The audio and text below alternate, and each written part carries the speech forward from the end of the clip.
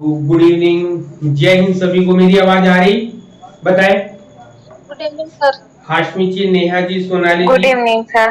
Good evening. आप सभी का ई शिक्षा संवाद जूम क्लासेस और यूट्यूब में स्वागत है, जिसमें हम लोग NTA UGC net JRF assistant professor और पीजीटी की भी तैयारी कर रहे हैं। साथ ही हम लोग का जो पीएचडी एंट्रेंस एग्जाम होता है उसके भी पॉइंट ऑफ व्यू से जो इस समय क्लास चल रही है वो बहुत महत्वपूर्ण है। क्यों?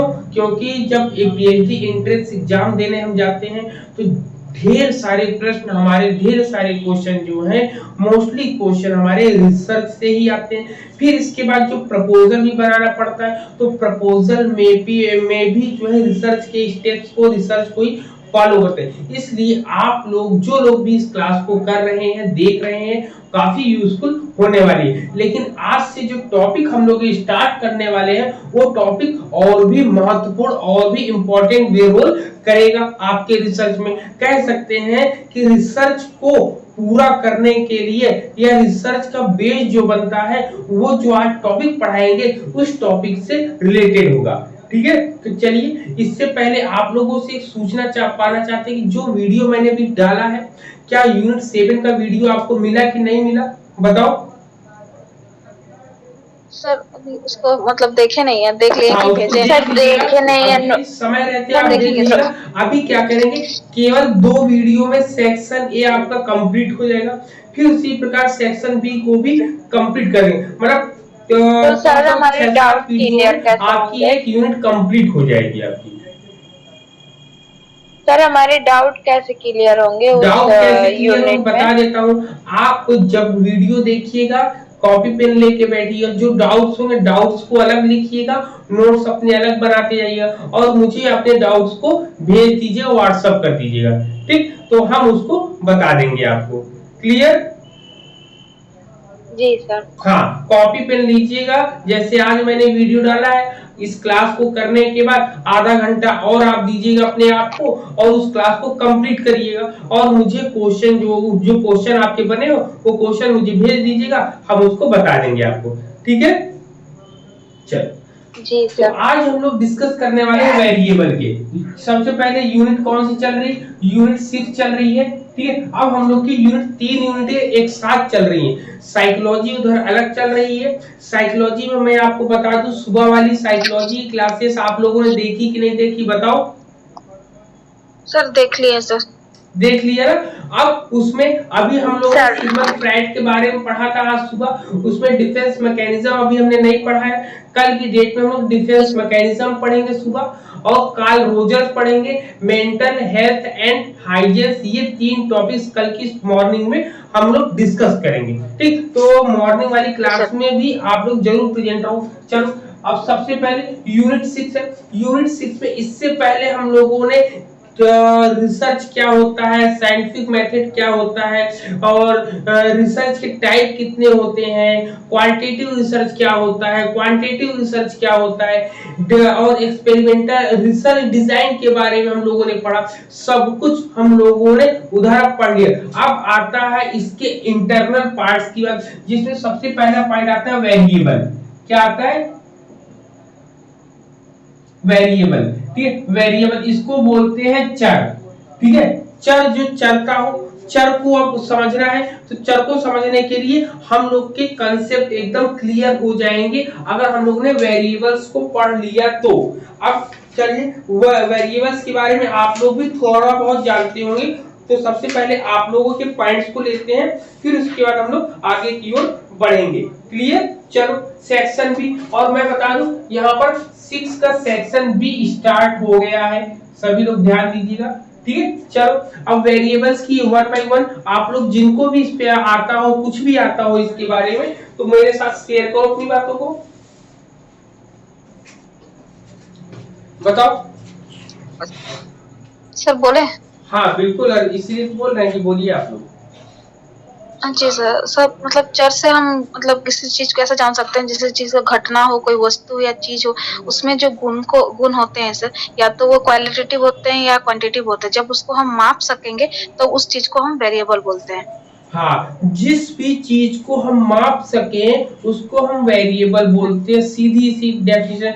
लेकिन यहाँ पर मापेंगे किसके परिप्रेक्ष्य में, या वेरिएबल्स को किसके लिए लेंगे हम लोग, तो बताओ किसके लिए लेंगे। सबसे पहले जब कभी रिसर्च हमें करना पड़ता है, अनुसंधान करना पड़ता है, तो हमारे पास दो वेरिएबल होंगे, दो या दो से अधिक वेरिएबल होंगे, उनके बीच जो रिलेशनशिप को हम डिफाइन करते हैं वही पूरा का पूरा रिसर्च कहलाता है। क्या कहलाता है, जब दो या दो से अधिक आपके सामने वेरिएबल हो, उनके बीच आप रिलेशनशिप को बताना चाहते हो कि उनके बीच कैसा रिलेशनशिप है, किस प्रकार का रिलेशनशिप है, तो यही आपका रिसर्च कहलाता है। अगर साधारण भाषा में कहें तो कहते हैं a variable as the name implies is something that varies. कहता कि एक चर, जैसा कि नाम से ही स्पष्ट है, कुछ ऐसा है जो बदलता रहता है, वेरियस रूप में बदल रहा है। कहता है कि this is the simplest way of defying a variable. इसकी परिभाषा अगर हम देखेंगे तो एग्जाम में कर्लिंगर की और वेबस्टर की परिभाषाएं ज्यादा आती हैं। वेबस्टर ने क्या बोला, वेबस्टर ने बोला है कि variable is a think that is changeable और a quantity the may have a number of different values. मतलब चर एक ऐसी चीज है जो परिवर्तनशील होती है। मतलब वेरिएबल के बारे में पहला पॉइंट हम लोग को मिल गया, क्या, ये चेंजेबल है। वेरिएबल क्या है आपका, चेंजेबल है, ठीक है। चेंजेबल को हम परिवर्तनशील बोलते हैं, क्या बोलते हैं, परिवर्तनशील।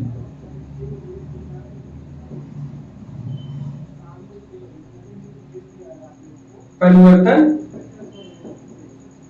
होता है यहाँ पर, ठीक। पहला पॉइंट तो ये हम लोगों ने पकड़ लिया कि चेंजेबल होता है। फिर कहता है या ये एक मात्रा जिसमें कई अलग अलग चीजों के बारे में ये बताता है, वैल्यूज उनकी बताता है, डिफरेंट वैल्यूज के बारे में बताता है यहाँ पर, ठीक है। जैसे चेंजेबल क्या होगा, जैसे मान लो x है, y है, z है, इनकी वैल्यूज हमेशा बदलती रहती हैं, ठीक है। अगर आप इसको और सरल वे में देखोगे, हम लोग जो है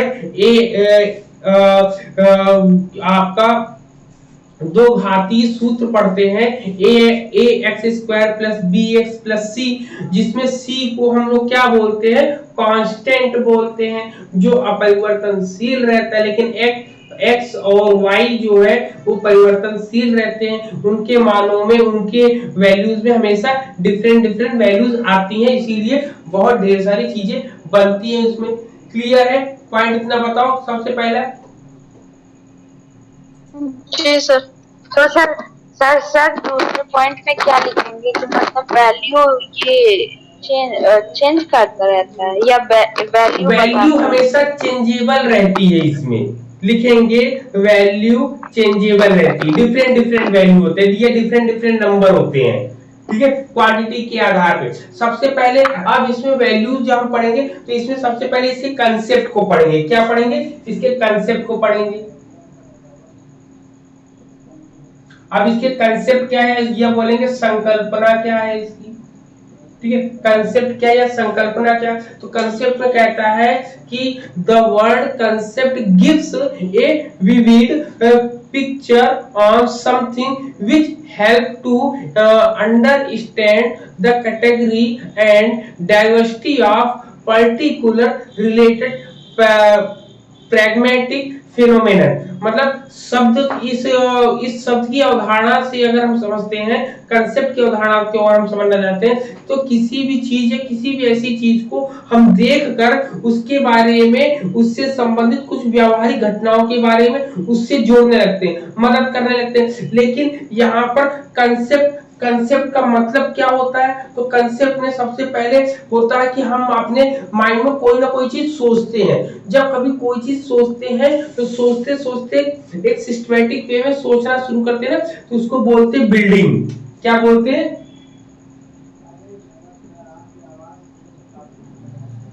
बिल्डिंग्स बोलते हैं, क्या बोलते हैं, बिल्डिंग्स बोलते हैं। बिल्डिंग्स भी क्या होती है, एक क्रम वाइज स्टेप वाइज वो तैयार होती है। वैसे हमारे माइंड में कंसेप्ट भी इसी तरीके से बनता है हमारे उसमें। और इसमें ब्लॉक्स भी आते हैं, क्या आते हैं, ब्लॉक्स भी आते हैं। तो ये कंसेप्ट में आते आते कंसेप्ट में आपके बिल्डिंग्स बनेंगे और ब्लॉक्स बनेंगे। जैसे आप स्किनर के बारे में पढ़ते हैं कि स्किनर ने क्या होता है, सॉरी, जैसे हमारे माइंड में कंसेप्ट को अगर समझना हो तो साइकोलॉजी में हमने जीन पियाजे पढ़ाया था। तो जीन पियाजे में बताइए क्या पढ़ाया था हमने कंसेप्ट के बारे में, किसी को याद है?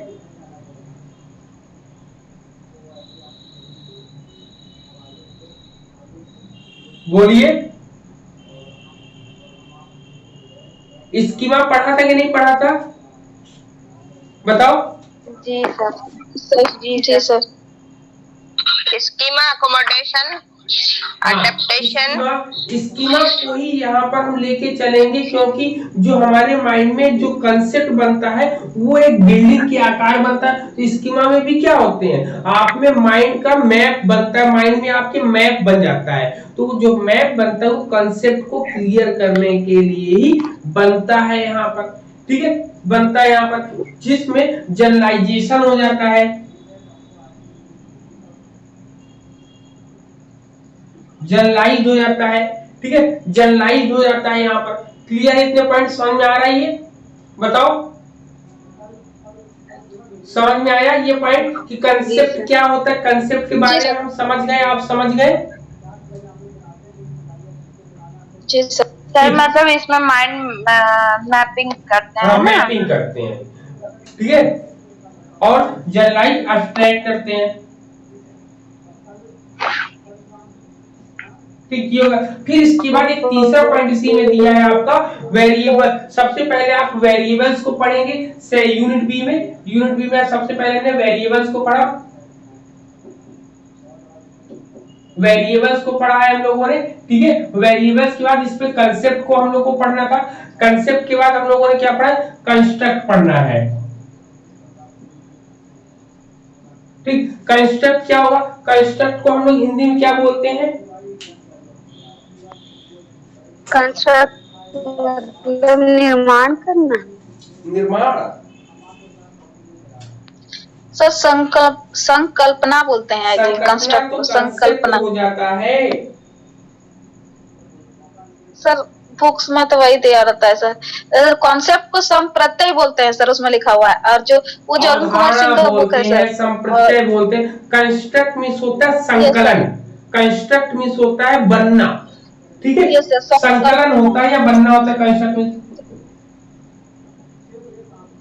संकलन होता है या संकल्प होता है। तो यहाँ पे कंस्ट्रक्ट क्या होगा, अब देखिए सबसे पहली चीज आपको चेंजेबल चीजें मिली। अब चेंज होगा तो वो चेंज होते होते एक बिल्डिंग का निर्माण करेगा। जब बिल्डिंग का निर्माण कर लेगा तब आपका कंस्ट्रक्ट होके मिलकर, इन दोनों से मिलकर क्या बनेगा, हाई ऑर्डर कंसेप्ट बन जाएगा। क्या हो जाएगा, हाई ऑर्डर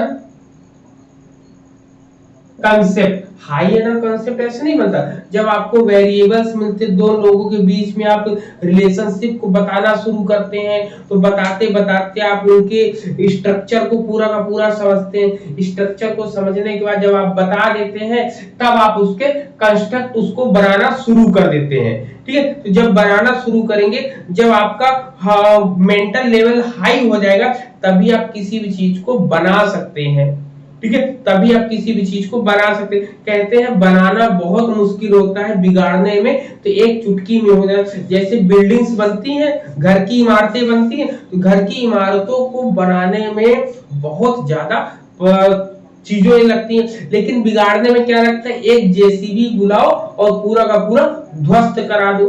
तो वो बिगाड़ना बहुत आसान है, बनाना बहुत मुश्किल है। तो बनाने के लिए सबसे पहले आपको वेरिएबल्स आपको अच्छे मिलने चाहिए।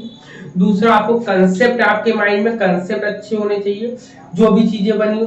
फिर उसको जो है हाई ऑर्डर कंसेप्चुअल लेवल पर लेकर जाते हैं, जहां पर हम लोग को मोटिवेशन मिलता है। ये कंसेप्ट में क्या होता है, मोटिवेशन मिलता है आपको,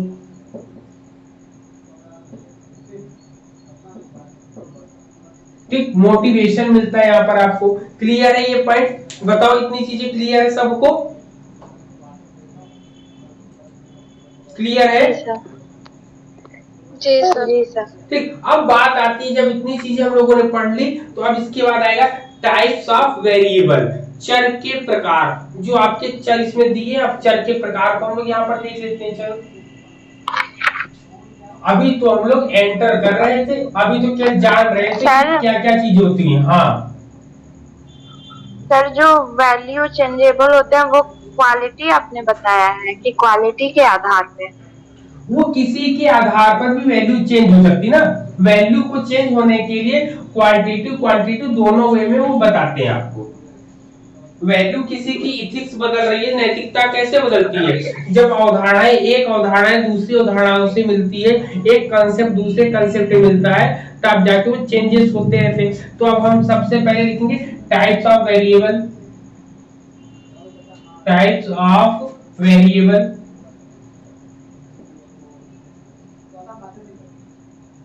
ठीक। टाइप्स ऑफ वेरिएबल जब हम देखेंगे तो इसको क्या बोलते हैं? चर के प्रकार। अब चर के प्रकार में आपके सिलेबस में क्या क्या दिया है? सबसे पहले अब आप देख लो क्या क्या दिया है। अब आप बताओ क्या क्या आपको दिया है यहाँ पर चर के प्रकार में? बता सकते हैं कोई क्या क्या दिया है आपको?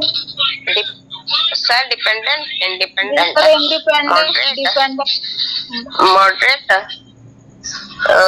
एक्सटेनियस।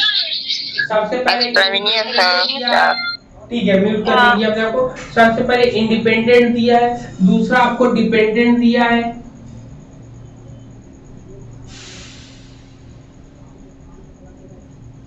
डिपेंडेंट दिया है आपको दूसरा। तीसरा आपको क्या दिया है? एक्सट्रेनियस, ठीक है। तीसरा आपको एक्सट्रेनियस दिया है, एक्सट्रेनियस होता है आपका। फिर आपको तीसरा जो दिया है, तीसरे को बोलते हैं कंफाउंडिंग, ठीक है। क्या बोलते हैं? कंफाउंडिंग दिया आपको तीसरा। अंदर ही खाओ।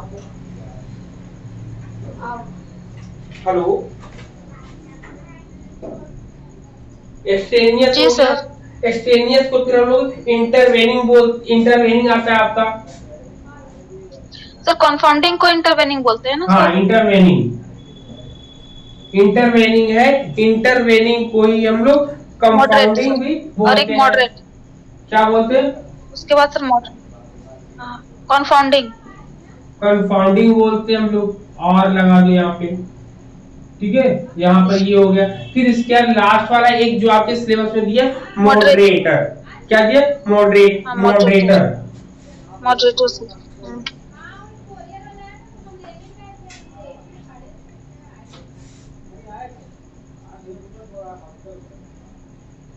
ठीक, मॉडरेटर ये हो गया। अब इसको हिंदी में क्या कहते हैं, इसको भी लिख लो तो बहुत जरूरी है आपका। इसको भी लिख लो तो बहुत जरूरी, ये भी आपके पॉइंट ऑफ व्यू से। ठीक, सबसे पहले क्या होता है? सबसे पहले इसको बोलते हैं स्वतंत्र। इसको क्या बोलते हैं? स्वतंत्र बोलते हैं। स्वतंत्र चर होता है। इसको आश्रित बोलते हैं,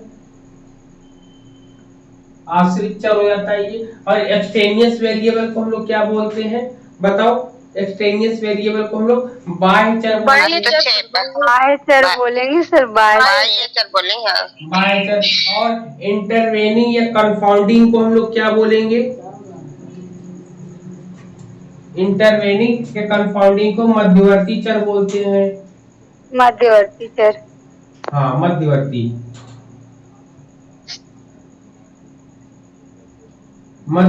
चर होता है। फिर इसको मॉडरेट वेरिएबल को हम लोग क्या बोलते हैं? क्या बोलते हैं? परिवर्ती चर।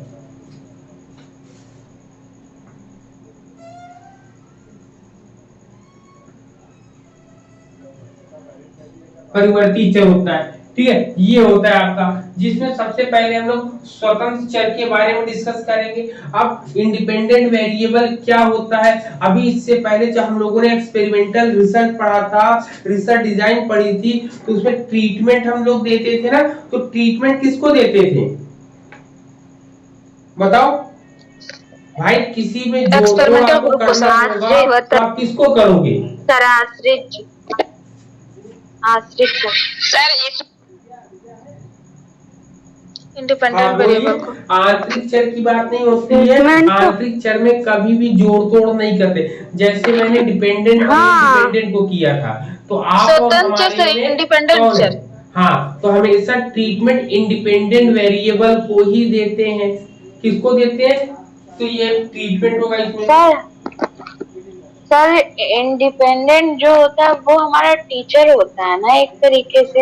हाँ, तो उसे क्यों ट्रीटमेंट देंगे? हम देंगे तो स्टूडेंट को देंगे ना। नहीं, स्टूडेंट को ही देंगे। जैसे मान लो कि टीचर कोई चीज पढ़ाता है, तो टीचर जो भी टीचर अगर कोई नई चीज पढ़ाएगा तो उसको सबसे पहले अपने अंदर बदलाव करना पड़ेगा। तो बदलाव करने के लिए सबसे पहले टीचर अपने अंदर बदलाव करेगा, तब जाके बच्चे में या स्टूडेंट में बदलाव करेगा। आपका कहना है कि जो भी टीचर अगर पढ़ाएगा तो वो बच्चे में परिवर्तन करेगा, लेकिन बच्चों या स्टूडेंट में परिवर्तन करने से पहले स्वयं में तो टीचर अपने आप में परिवर्तन करेगा ना। तो ट्रीटमेंट हमेशा इंडिपेंडेंट वेरिएबल को दिया जाता है। क्या किया जाता है? ट्रीटमेंट, इसीलिए इसको ट्रीटमेंट वेरिएबल भी कहा जाता है। जी सर। ठीक, इंडिपेंडेंट वेरिएबल को ट्रीटमेंट वेरिएबल भी कहा जाता है। यहाँ पर क्लियर है? यहाँ पर बताओ, जैसे एक लाइन अगर हम लिख दे, कहेंगे एक टॉपिक ले लें, कह दे कि लिखेंगे to find the effect of, लिखेंगे to find the effect of, क्या लिखेंगे? To find the effect of digital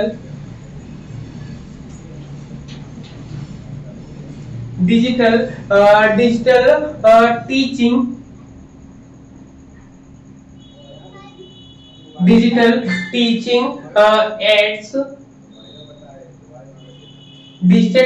aids on learning। ठीक, ये पॉइंट है आपको। अब इसमें आपको यहाँ पर डिस्कस करना है, बताना है कि इसमें इंडिपेंडेंट वेरिएबल कौन सा होगा, डिपेंडेंट वेरिएबल कौन सा होगा, बताओ जरा। इसमें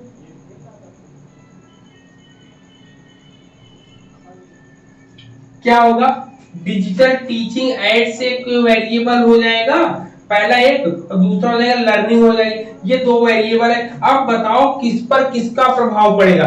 लर्निंग पर प्रभाव पड़ेगा कि टीचिंग पर प्रभाव पड़ेगा? सबसे पहले प्रभाव किस पर पड़ेगा? लर्निंग पर पड़ेगा सर। तो जिस पर प्रभाव पड़ता है, जिस पर इफेक्ट पड़ता है, उसको हम डिपेंडेंट वेरिएबल बोलते हैं। ठीक, और डिजिटल टीचिंग एड्स जो होगा, ये क्या होगा? ये इंडिपेंडेंट वेरिएबल हो जाएगा। क्या हो जाएगा? Independent variable. तो डिजिटल टीचिंग में जिस तरीके की क्लासेस हम देंगे, जिस तरीके के स्लाइड्स हम पढ़ाएंगे, जिस तरीके के व्यूज हम आपको देंगे, उसी तरीके का आपके माइंड में फ्रेम बनेगा। तो लर्निंग क्या हो जाएगी? यहाँ पर डिपेंडेंट हो जाएगी। तो यहाँ पे इफेक्ट को चेक करते हैं, ये हम इफेक्ट को यहाँ पर देखते हैं। क्या करते हैं? आउटकम वेरिएबल, इसको बोलते हैं आउटकम वेरिएबल बोलते हैं। क्या बोलते हैं? जब इफेक्ट को चेक करेंगे, इफेक्ट को चेक करने के लिए आउटकम वेरिएबल। ठीक, आउटकम वेरिएबल की बात होती है। तो आपको समझ में आ गया कि इंडिपेंडेंट और डिपेंडेंट वेरिएबल क्या होता है। ये चीजें एकदम क्लियर हुई कि नहीं क्लियर हुई? पहले तो, क्योंकि पूरी कहानी, पूरा का पूरा रिसर्च इन्हीं दोनों पर चलना है आपको। ठीक, जब ये दो समझ में आ जाएगी, तब आपको डिपेंडेंट के पास कॉज लिख दीजिए सर। क्या? और अच्छा से हो जाएगा सर। इंडिपेंडेंट को आप कॉज भी बोल सकते हैं सर, कि कॉज ये है तो उसका इफेक्ट डिपेंडेंट पे पड़ रहा है। कॉज लिख दो, चलो कॉज लिख दो। ठीक, इसको बोलते हैं कारण, ये होता है प्रभाव। ठीक, ये होता है। अब यहाँ पर, अब देखिए यहाँ पर इंडिपेंडेंट को हम लोग शॉर्ट फॉर्म में लिखते हैं आईवी, इंडिपेंडेंट वेरिएबल को। डिपेंडेंट वेरिएबल को हम लोग क्या बोलते हैं, डीवी बोलते हैं हम लोग। डीवी क्या बोलते हैं, डीवी। ठीक है, ये दो है। अब यहाँ पर देखिए एक्सट्रेनियस जो बाह्य चर होता है, बाह्य चर की भूमिका कैसे हम दिखाएंगे, तो ये जान लो बाह्य चर कैसे हम लोग को देखेंगे। मान लो आपके पास इंडिपेंडेंट वेरिएबल है, सॉरी, मान लो कि आपके पास इंडिपेंडेंट वेरिएबल है, इंडिपेंडेंट वेरिएबल को आप यहाँ पर देख रहे हो और साथ में अब आपने एरो लगाया। अब इंडिपेंडेंट वेरिएबल का इफेक्ट जो पड़ेगा किस पर पड़ेगा, आपका किस पर पड़ेगा, डिपेंडेंट वेरिएबल। अब इन दोनों के बीच में कोई तीसरा आ जाए, इन दोनों के बीच में, जैसे हस्बैंड और वाइफ की बात करें, बॉयफ्रेंड गर्लफ्रेंड बात करें, इसी प्रकार। अब आपको समझना है इस चीज को ना, तो इस चीज को बहुत अच्छे से आपके माइंड में बैठाना है। तो आप न्यू टेंस के एग्जांपल्स को लेंगे, सेट करेंगे माइंड में, तब जाके आपको ये चीजें बहुत इजी वे में समझ में आएगी। ठीक है, थोड़ा सा हंसी आएगा लेकिन समझ में भी बहुत जल्दी आएगा, एक बार में समझ में आ जाएगा। अब देखिए, और इसमें जो इन दोनों के बीच में जो रुकावट का काम करता है उसी को बोलते हैं एक्सट्रेनियस वेरिएबल। उसी क्या बोलते हैं, एक्सट्रेनियस वेरिएबल या बाह्य चर हम बोलते हैं।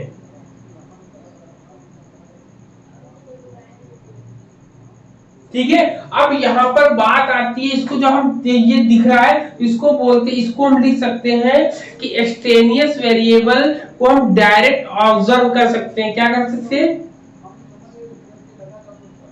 डायरेक्ट कर सकते हैं और कंट्रोल भी कर सकते कुछ। हाँ, डायरेक्ट ऑब्जर्व, जब कभी हम किसी को प्रत्यक्ष रूप से देख सकते हैं, क्या देखेंगे, डायरेक्ट ऑब्जर्व क्या करेंगे कि ये इफेक्ट डाल रहा है, इनके उनके बीच का जो रिलेशनशिप है, इनके उनके बीच के रिलेशनशिप में ये तीसरा जो है अपना प्रभाव डाल रहा है। तो इनका प्रभाव किस पर दिखाई देगा, डिपेंडेंट वेरिएबल पर प्रभाव दिखाई देगा।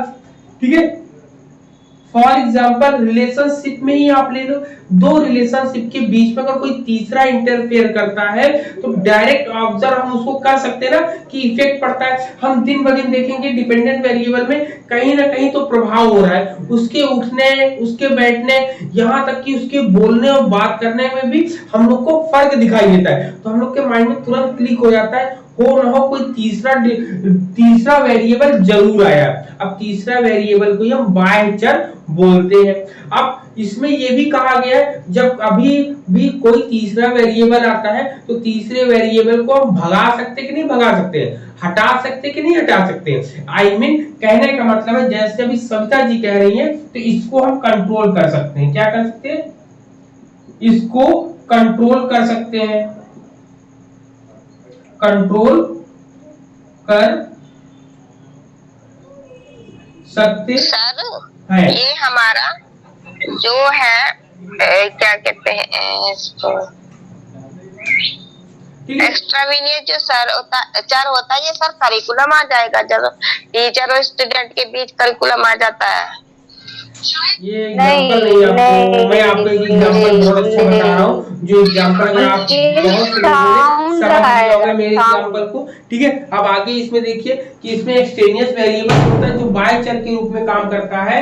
बाह्य चर जो है डिपेंडेंट वेरिएबल पर सीधे प्रभाव डालता है और इसके प्रभाव को रोकने के लिए हम लोग क्या कर सकते हैं, इसको कंट्रोल कर सकते हैं। अब कंट्रोल कैसे, फॉर एग्जाम्पल मैंने आपको कल भी बताया था कि इन द सेंस हम हमारे और आपके बीच, हम पढ़ा रहे और आप पढ़ रहे हो और हमारे बीच कोई ऐसी आवाज आने लगे जो हमारी आवाज आप तक नहीं पहुंच पा रही और उस तीसरे वेरिएबल की जो बीच वाला वेरिएबल है वो आपके बाय वेरिएबल जो वो आपको आपके ऊपर इफेक्ट डाल रहे हैं, मेरी आवाज नहीं पहुंच। जैसे मान लो हम पढ़ा रहे हैं, बाहर दो लोग लड़ाई करने लगे या बाहर दो लोग बहुत तेजी बात करने लगे या कहीं पर कोई भी सामान बेचने आ जाए तो ऐसी आवाजें क्या करेंगी, या मान लो हम पढ़ा रहे हैं और वहां बाहर जो कुत्ता भौंकने लगे, तो ये सब चीजें एक्सट्रेनियस वेरिएबल के अंतर्गत आएंगे। इनको रोकने के लिए क्या करेंगे, दरवाजा लगा लेंगे या उसको भगा देंगे। कुछ भी कर देंगे, मतलब कुल मिला के कंट्रोल कर सकते हैं, ये कंडीशन है आपकी। क्लियर है बाह्य वेरिएबल या एक्सटेनियस वेरिएबल के बारे में? क्लियर है पॉइंट? बताओ आगे चले। जी सर। ठीक, फिर इसके बाद आता है कंफाउंडिंग वेरिएबल या इंटरवेनिंग वेरिएबल, इसी को मध्यवर्ती चर बोलते हैं। क्या बोलते हैं? मध्यवर्ती चर। देखिए जैसे यहाँ लिखा है, अब मध्यवर्ती चर क्या होता है ये याद रखिएगा। पॉइंट क्या बनेगा, इसको हम डायरेक्ट ऑब्जर्व कर सकते हैं, इसको हम कंट्रोल कर सकते हैं। ठीक है, ये दो पॉइंट एग्जाम में पूछ सकता है और ये माइंड में हमारे बैठना चाहिए। फिर आपका कंफाउंडिंग वेरिएबल कहते हैं यह दिखाई तो नहीं देता है परंतु दोनों के बीच परेशानी का सबब बन जाता है। मतलब कि ये इंडिपेंडेंट वेरिएबल को और जो है आपका डिपेंडेंट वेरिएबल, इन दोनों के बीच प्रभाव तो डालता है लेकिन ये प्रत्यक्ष रूप से दिखाई नहीं देता, जबकि एक्सटेनियस वेरिएबल दिखाई देता है। ठीक, समझ आ रहा है? तो क्या लिखेंगे इसमें? लिखेंगे नो या नॉट डायरेक्ट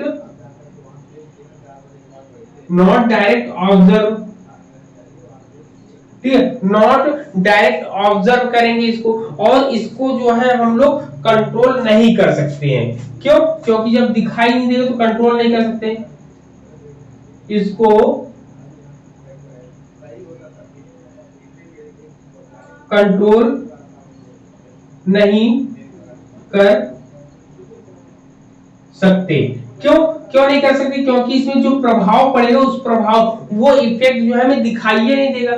जब हमें दिखाई नहीं देगा तो हमें परिवर्तन कैसे पता चलेगा कि भाई उसमें परिवर्तन? तो इसको हम मध्यवर्ती चर बोलते हैं, लेकिन ये प्रभाव तो डालते हैं लेकिन दिखलाई नहीं पड़ते हैं ये। तो सर क्या इसमें नेटवर्क इशू आएगा कि ये उसमें एक्सटेनियस वेरिएबल में आएगा? कैसे फिर से बोले। सर नेटवर्क इशू हमारा एक्सटेनियस वेरिएबल में आएगा या इंटरवेनिंग? Extraneous intervening. अच्छा, इसका इंटरवेनिंग वेरिएबल के बारे में पूरा भी बताते हैं ना, तो पूरा का पूरा आपको समझ में आ जाएगा। इंटरवेनिंग वेरिएबल को हम लोग देखो सर हम जानते हैं, सर हम थोड़ा सा बोलते हैं हस्तक्षेप चर बोलते हैं। क्या बोलते हैं? हस्तक्षेपी चर। और एग्जाम्पल भी बताएंगे तो अभी और भी समझ में आ जाएगा। ठीक है, इसको क्या बोलते हैं? हस्तक्षेपी चर बोलते हैं। इसमें कहते हैं, कह रहा कि it refer to abstract processes that are not directly observable but that link the independent and dependent variables. मतलब यह जो है अमूर्त प्रक्रियाओं को संदर्भित करता है। ठीक है, एब्स्ट्रैक्ट प्रोसेस को, ठीक, जो प्रत्यक्ष रूप से देखने योग्य तो नहीं होते लेकिन जो स्वतंत्र चर में जोड़ तोड़ करते रहते हैं, स्वतंत्र चर में हेर फेर करते रहते हैं। ठीक है, और इनको अगर हम और देखें जो कि और आश्रित चर में इसका प्रभाव हमें देखने को सीधे मिलता है। फॉर इसका एग्जांपल, जैसे आपने बोला कि इसका एग्जांपल क्या होगा, तो इसके एग्जांपल में लेंगे जैसे भाषा, लैंग्वेज को सीखने में और सिखाने में आमतौर पर ये विषयों को प्रमुख रूपों से अंदर से देखने को मिलता है। तो इसका एक एग्जांपल लेंगे तो उस एग्जांपल से आपको बहुत अच्छे से समझ में आ जाएगा। इसके लिए कहेंगे यदि किसी विशेष शिक्षण तकनीकी का उपयोग करें स्वतंत्र चर पर और उसके उद्देश्य को हम देखें तो उसका उद्देश्य निर्भर चर पर क्या पड़ता है, क्या प्रभाव पड़ेगा, इस चीज को देखने के लिए हम करते हैं वहां पर कि शिक्षण तकनीकी का हमने प्रयोग तो किया किसी विशेष का स्वतंत्र चर पर और उसके उद्देश्य पे निर्भर चर पर क्या प्रभाव पड़ेगा, तो ये हम देखते हैं वहां पर।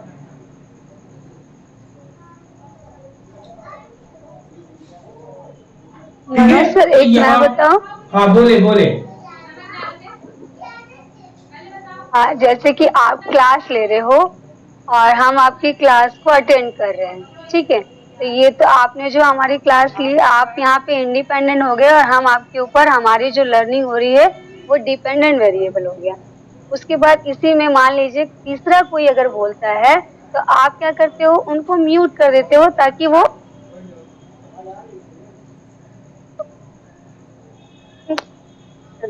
बताओ आगे और बताओ, बता रहे हैं। अब देखो जैसे मॉडरेट वेरिएबल, ये इंटरवेनिंग वेरिएबल को एक और सीख सकते हैं। जैसे कि हम लोग जो है आपको सिखाना चाह रहे हैं शैक्षिक मतलब कि टीचिंग टेक्निक्स को हम सिखाना चाह रहे हैं आपको।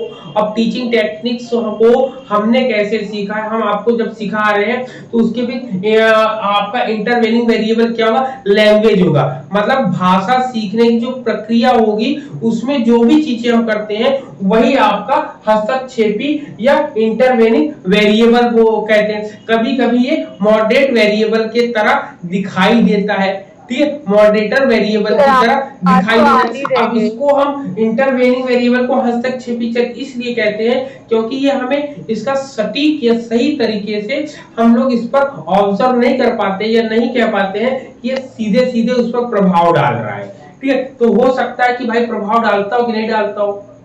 फॉर इसका एग्जांपल और देख सकते हैं कि जैसे इंटरवेनिंग वेरिएबल में इसमें कह सकते हैं जैसे मान लो एमफिल के छात्रों की सीखने की क्षमता पर हम कोई काम कर रहे हैं, एक वीडियो क्लिप का देखते हैं तो उसमें प्रभाव का निर्धारण करते हैं। फिर उसमें कहते हैं कि वीडियो क्लिप को देखने पर और उनके सीखने की क्षमता के बीच हम व्याख्या करते हैं कि भाई दोनों के बीच में क्या संबंध है। तो अन्य चर जो है हस्तक्षेपी चर कहलाएंगे। जैसे इंटरवेनिंग वेरिएबल कौन कौन सा है तो आप लिख सकते हैं, जैसे आपका एंजाइटी होता है, आपका फैटिग्यू होता है, मोटिवेशन होता है, इम्प्रॉपर होता है, डाइट होता है। तो ये सब जो है इंटरवेनिंग वेरिएबल होते हैं। जैसे पढ़ाई करते करते हम बहुत थक जाते हैं तो हमें समझ नहीं आता कि हमें परेशानी क्या हो रही है, तो खाने पीने की समस्या को हम लोग नहीं दरकिनार कर देते हैं और सोचते हैं कि ये तो हमें समझ में आना चाहिए। जब तक शरीर में पौष्टिक चीजें नहीं रहेंगी तो मानसिक विकास कैसे हो पाएगा, ठीक है। तो यहाँ पर इन सब चीजों को बताने का प्रयास करते हैं। तो इंटरवेनिंग वेरिएबल आप समझ में आया। हाँ अब बोलो आप। सर जैसे हेलो आवाज आ रही, बोलिए बोलिए। हाँ सर हम ये बोल रहे थे कि एक्सट्रेनियस में जैसे कि वो हमें प्रत्यक्ष रूप से दिखाई देती है और इंटरवेनिंग में नहीं दिखाई देती है। जैसे शोर हुआ या फिर कोई साउंड हुई या फिर कोई भी एटमॉस्फेयर हुआ, बारिश हुई, उसकी वजह से कोई दिक्कत आई, वो हमारा एक्सट्रेनियस में चला जाएगा। नहीं तो कहाँ बोला मैंने ये, वो कैसे आएगा?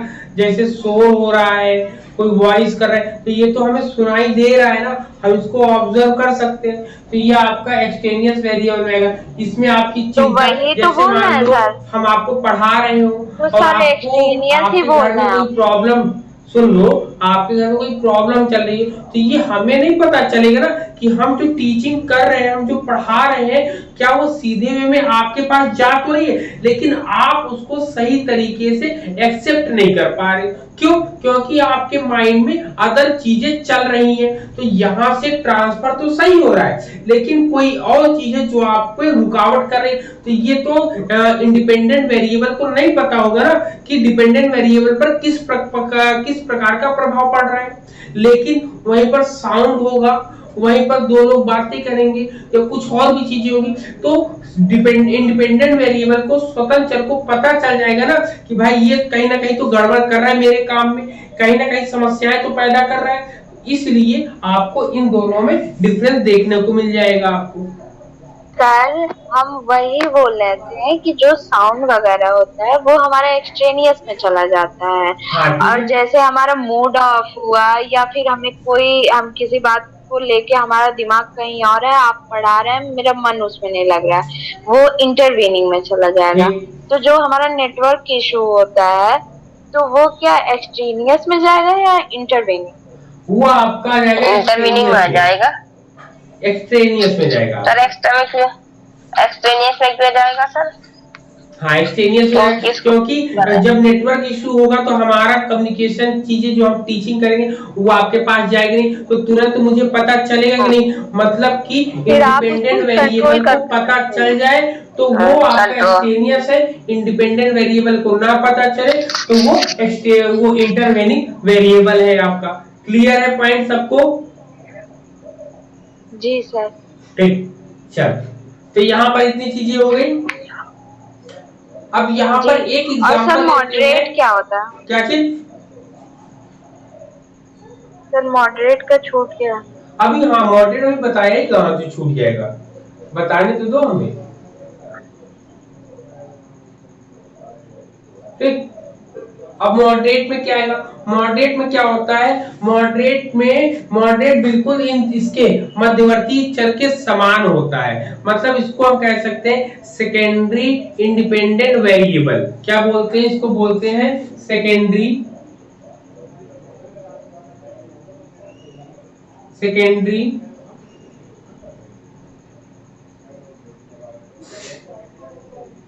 Independent variable. ठीक, सेकेंडरी इंडिपेंडेंट वेरिएबल इसको बोलते हैं। ठीक है, ये कैसे होता है?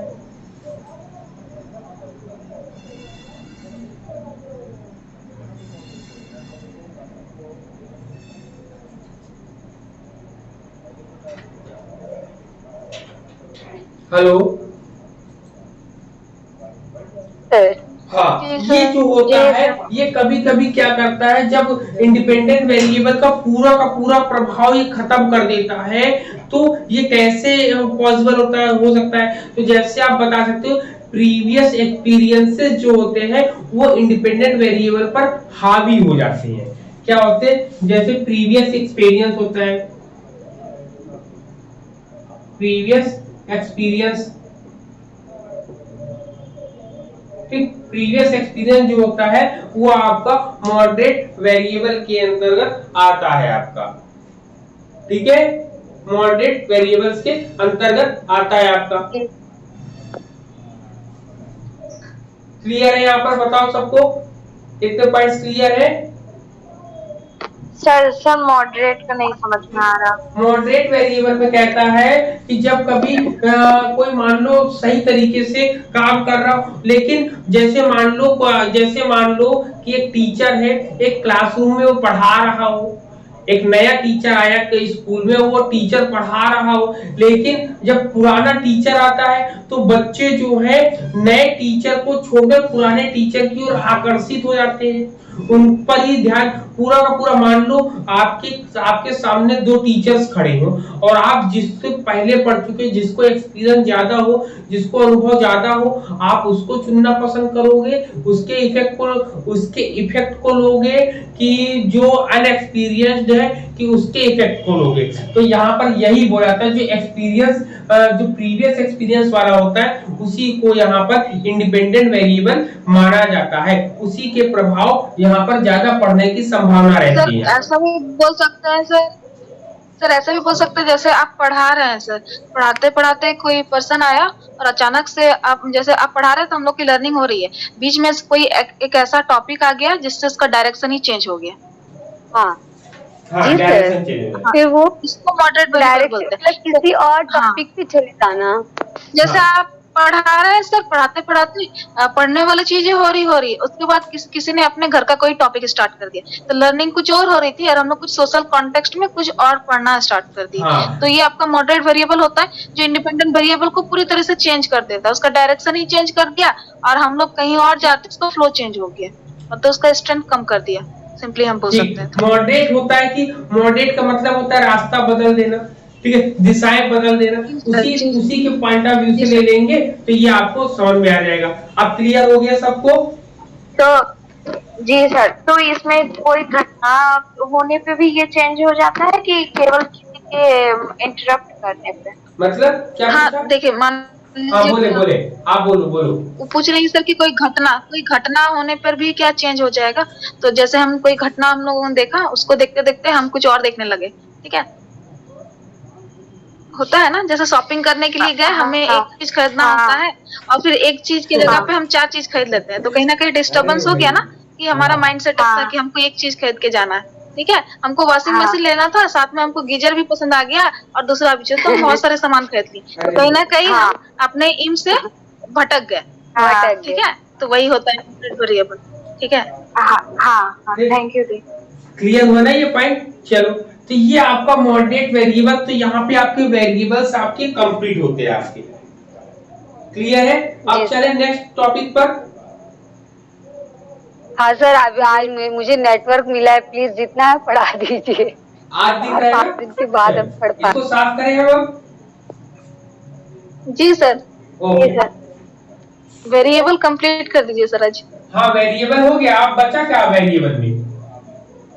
पता है सर, आपकी क्लास को पहले हम डाउनलोड करते हैं, डायरेक्ट नहीं देख पाते, उसके बाद फिर हम देख पाते हैं। ये आज पहली बार डायरेक्ट देख पा रहे हैं। ओह, अरे अभी 4-5 दिन से आपको प्रॉब्लम हुई ना, इससे पहले तो सही आता था। हाँ, की वजह से ही हो रहा है सर। गाँव गई नहीं है सर इसी वजह से। तो कहाँ पे चली गई थी कि इतनी इशू हो रही है? गाँव में नेटवर्क थोड़ा खतरनाक इशू एरिया में आए, पहले पढ़ लेते हैं क्योंकि बहुत मुश्किल से आज क्लास मिला मैडम। चलो, अब हम हाँ, लोग बात ठीक करेंगे है। हाइपोथेसिस पे। आपका जो सिलेबस में अब नेक्स्ट जो आता है वो आता है हाइपोथेसिस। क्या आती है? हाइपोथेसिस, जो बहुत मजेदार है।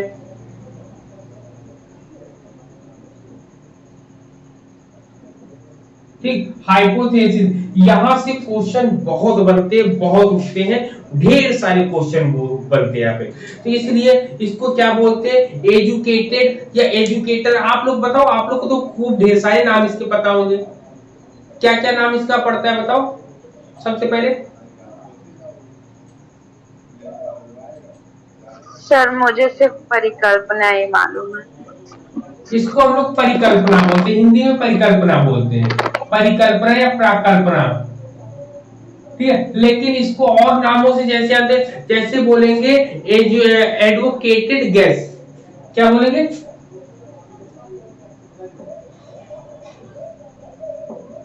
एडवोकेटेड गेस इसको बोलते हैं। और क्या नाम से बोलते हैं? टेंटेटिव सॉल्यूशन बोलते हैं इसको। क्या बोलते हैं? ठीक है, लिखते जाइए, tentative solution, tentative solution. Sir थोड़ा सा बड़ा लिखे, बहुत छोटा है। टेंटेटिव सॉल्यूशन बोलते हैं, बोल तो रहे ना हम, टेंटेटिव सॉल्यूशन बोलते हैं इसको। ठीक है, इसी को हम अजम्पशन बोलते हैं हम लोग, अजम्पशन। ठीक, इसी को हम लोग अजम्पशन बोलते हैं। ठीक, इसी को हम लोग अजम्पशन बोलते हैं। फिर और क्या बोलते हैं? इतनी चीजें हम लोग बोलते हैं। फिर इसमें कहते हैं कि find the solution of the problem. इसकी अगर कोई डेफिनेशन पूछेगा तो डेफिनेशन में आप क्या बताओगे? लिखोगे फाइंड द सॉल्यूशन ऑफ, ठीक है, of the problem, of the problem. यहां पर किसी भी समस्या का संभावित समाधान हम लोगों को मिलता है। क्या मिलता है? संभावित समाधान मिलता है। ठीक है, अब हाइपोथेसिस का यूज क्यों होता है या हाइपोथेसिस का प्रयोग क्यों करते हैं? तो आप बता सकते हो कि हाइपोथेसिस का प्रयोग हम करते हैं रिलेशनशिप, ठीक है, रिलेशनशिप को जानने के लिए। अब रिलेशनशिप को कैसे?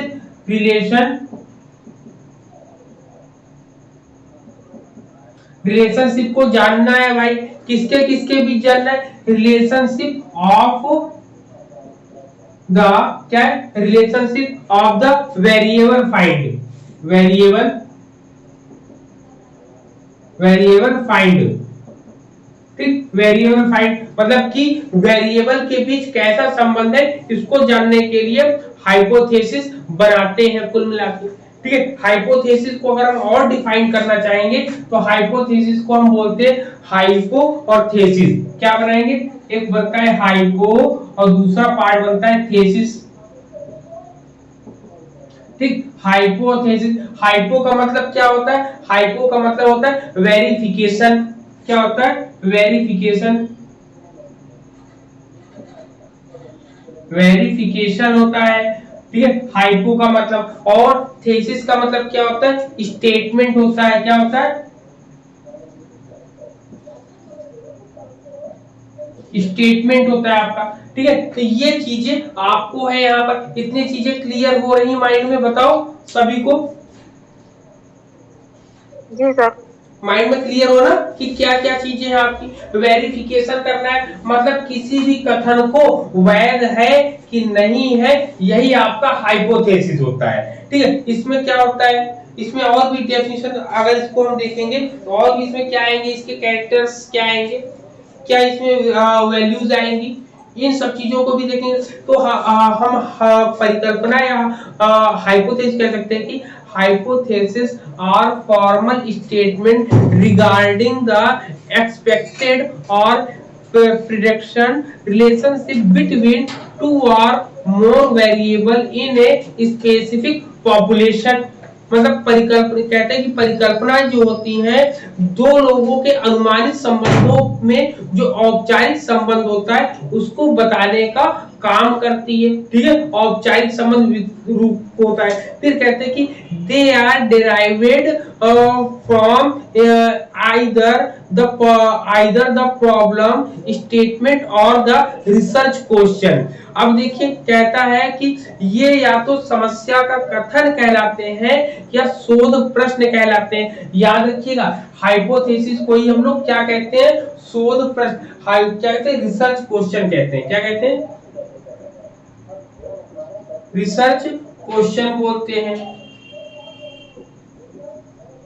ठीक। इसी को हम लोग रिसर्च क्वेश्चन बोलते हैं। इसी को हम लोग प्रॉब्लम स्टेटमेंट भी बोलते हैं। क्या बोलते हैं, प्रॉब्लम स्टेटमेंट, प्रॉब्लम स्टेटमेंट बोलते हैं हम लोग, ठीक है। यहाँ पर इतनी चीजें हो गई हम लोग की, क्लियर है ये पॉइंट, बताओ इतने पॉइंट हम लोग के माइंड में क्लियर बन रहा है। फिर इसमें प्रिडिक्शन भी हमने बताया था, प्रिडिक्शन लिखा नहीं, प्रिडिक्शन भी होता ही है।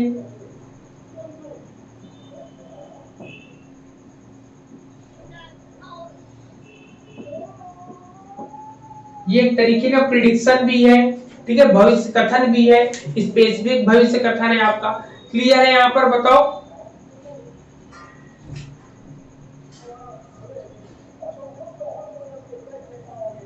हेलो, समझ में आ रहा है सब चीजें, बताओ सबको।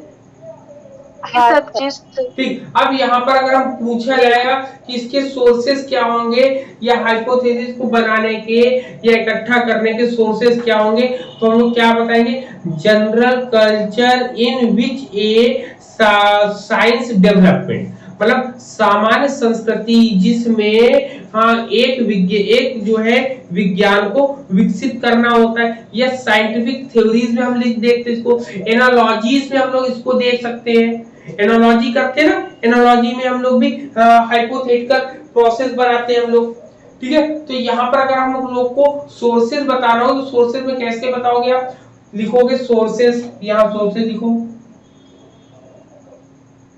सोर्सेज। अब सोर्सेज में क्या क्या चीजें आएंगी, सोर्सेज में सबसे पहले आप बता सकते हो कि रियल लाइफ एक्सपीरियंस आएगा आपका। क्या आएगा,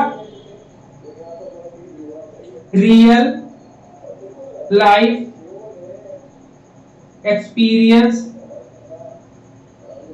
ठीक, पहला पॉइंट ये। दूसरे पॉइंट में क्या आएगा, प्रीवियस रिसर्च से हम लोग सोर्स को ढूंढ सकते हैं, प्रीवियस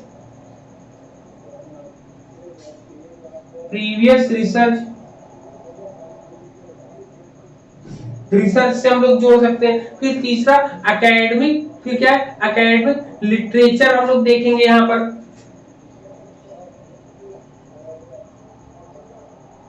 एकेडमिक लिटरेचर होता है। फिर इसके अलावा क्या आता है, थ्योरीज आती है, थ्योरीज को हम देखेंगे,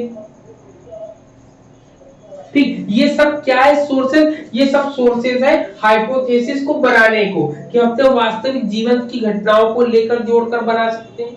फिर दूसरा कहता है कि प्रीवियस, जो पूर्व में हुए हो रिसर्च से संबंधित जो भी कार्य हुए हो उनको लेकर कर सकते हैं। फिर कहता है कि एकेडमिक लिटरेचर, जो आपका एकेडमिक लिटरेचर होता है उसको लेकर हम कर सकते हैं, या किसी सिद्धांत को लेकर हम हाइपोथेसिस से रिलेटेड अपने सोर्सेज को निकाल सकते हैं, ठीक है। क्लियर है ये पॉइंट, इतने बताओ।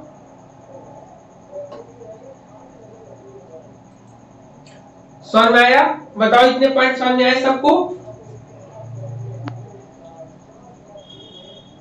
ठीक है, तो हम लोगों ने कंसेप्ट को पढ़ लिया और स्रोत, जिसको सोर्स बोलते हैं, इसको स्रोत बोलते हैं। क्या होता है? स्रोत। तो ये स्रोत को पढ़ लिया। हम लोगों ने दो चीजें पॉइंट क्लियर की है, कंसेप्ट पढ़ लिए हाइपोथेसिस के, और सोर्सेस, ये संकल्पना क्या होती है वो पढ़ लिया, और इसके सोर्सेस क्या होते हैं वो पढ़ लिया। अब हम लोग इसके क्या पढ़ेंगे? टाइप्स पढ़ेंगे, हाइपोथेसिस के टाइप्स। तो हाइपोथेसिस के टाइप्स आपके सिलेबस में 4 दिए हैं। एक नल होता है, दूसरा अल्टरनेटिव होता है, तीसरा आपका डायरेक्शनल होता है, चौथा आपका नॉन डायरेक्शनल होता है। तो चारों को कॉम्परेटिव वे में यहाँ पर बताया जाएगा आपको। ठीक है, अब ये बताओ, अभी बताया कि कल की डेट में पढ़ना चाहोगे? सर कल कल सर करा दीजिएगा। ना, हाँ, कल इसको करते हैं। हाइपोथेसिस पूरा का पूरा कल हम लोग डिस्कस करेंगे, क्योंकि हाइपोथेसिस बहुत इंपॉर्टेंट है। इसको केवल हम लोग को समझना है ना, अगर, क्योंकि जितना भी किताब पढ़ोगे सब में अलग अलग आपको मिलेगी, अलग अलग कहानियां पढ़ने को मिलेगी, लेकिन सब चीजों को एक साथ हम यहाँ पर कल चारों को कंपेयर करके पढ़ा देंगे, जिसमें आपकी प्रॉब्लम होगी ही नहीं। अब ये पूछा जाए कि हमें क्यों नहीं प्रॉब्लम होती? क्यों? क्योंकि मैंने भी कॉम्परेटिव वे में इसको पढ़ा है। क्योंकि सिंगल सिंगल पढ़ते हैं ना तो कंफ्यूजन क्रिएट होता है। जब एक साथ बैठकर आप सब लोगों को पढ़ोगे, भाई अगर कहते अगर एक एक पर्सन से अगर हम मिलेंगे तो हम एक की बात दूसरे की बात तीसरे की बात चौथे से कैसे कर पाएंगे? तो हम लोग इनवाइट कर रहे हैं, कल चारों लोगों को इनवाइट करके चारों लोगों को एक साथ बैठा लेंगे और उनसे बातें करेंगे कि भाई आप लोगों में क्या क्या क्वालिटीज है और आप एक दूसरे से कैसे डिफरेंट हो। तो वो सब चीजें आपको यहाँ पर माइंड में पिकअप हो जाएंगी, बैठ जाएंगी आपकी। क्लियर है? जी सर। सर जो एक्स्ट्रा यूनिट पढ़ा रहे हैं उसको लाइव ही पढ़ाएं तो ज्यादा बेस्ट रहेगा। कौन से एक्स्ट्रा यूनिट? जो नहीं सर हमेशा नहीं होता है। इधर मॉर्निंग में कुछ टाइम से हुआ है मुझे प्रॉब्लम, लेकिन 2 ही 3 दिन हमेशा अटेंड रहते हैं। ठीक है, तो लाइव ही पढ़ा देंगे। ठीक है, कोई दिक्कत नहीं है। कल फिर लाइव हम लोग 5 बजे वो पढ़ेंगे, 5 से 6 के बीच पढ़ेंगे। और सर साइकोलॉजी ना 5 बजे कर दे शाम को। क्या चीज? सर साइकोलॉजी ना हो शाम को 5 बजे कर दें और उसको मॉर्निंग में कर दें। साइकोलॉजी शाम को कर दें? हाँ 5 बजे। नहीं, जो टाइम चल रहा है उसको चलने दो। और जो शाम को सर मॉर्निंग में क्योंकि उसमें ज्यादा लोग नहीं अटेंड कर पाते हैं, तो शाम को तो लगभग लोग कर ही लेते हैं। उसी शेड्यूल से चलने दो, ताकि हम भी कंफर्टेबल फील करें, क्योंकि बार बार टाइमिंग चेंज होने पर रूटीन चेंज होती है ना। तो शाम की क्लास को अगर हम इन केस नहीं कर पाते तो उससे इफेक्ट नहीं पड़ेगा। क्यों? क्योंकि वो छोटा सिलेबस है तो वो कवर हो जाए, लेकिन ये बड़े सिलेबस है, इसको अगर हम जरा सा भी टच करेंगे इधर उधर तो समस्याएं ज्यादा हो जाएगी ना। तो जो टाइमिंग जैसे चल रही है, और शाम को आपको यूनिट 7 जो पढ़ाया है उसी के आगे कल हम लोग डिस्कस करेंगे। ठीक है, चल जी ठीक है, ओके, गुड नाइट सभी को, जय हिंद सभी को।